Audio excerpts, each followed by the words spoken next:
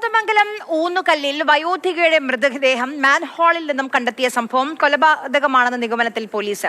കുറുപ്പുംപടിയിൽ നിന്ന് 5 ദിവസം മുൻപ് കാണാതായ 61-കാരിയുടെ മൃതദേഹമാണോ ഊന്നുകല്ലിൽ കണ്ടെത്തിയതെന്ന സംശയത്തിലാണ് പോലീസ് ഉള്ളത്. 2 ദിവസം പഴക്കമുള്ള മൃതദേഹം തിരിച്ചറിയാനാകാത്ത നിലയിലാണ്.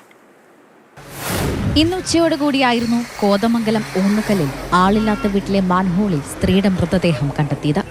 60 വയസ്സ് തോന്നിക്കുന്ന വയോധികയുടെ മൃതദേഹമാണ് കണ്ടെടുത്തത്. മൃതദേഹത്തിന് 2 ദിവസത്തെ പഴക്കമുണ്ട്. ഫ്രണ്ട് മുറിയിൽ കയറി കഴിഞ്ഞപ്പോൾ ഭയങ്കര സ്മെല്ല് എനിക്ക് തോന്നി. ആ സ്മെല്ല് അങ്ങനെ തന്നെ ഞാൻ സ്റ്റേഷനിൽ വിളിച്ചു പറഞ്ഞു.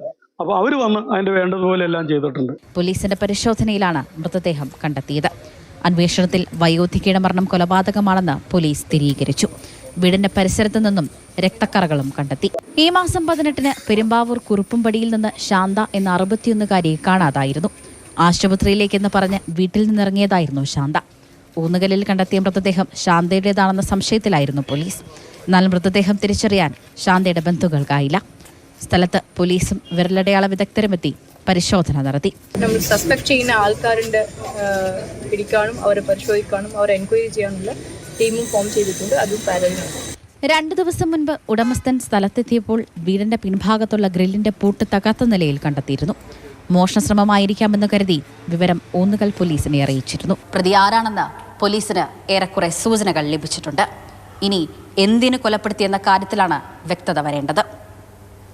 ക്യാമറമാൻ ആന്റണി ഗർഗറിക്കൊപ്പം സ്നേഹമോൾ ലൈനാൻ, മാതൃഭൂമി ന്യൂസ്, കൊച്ചി.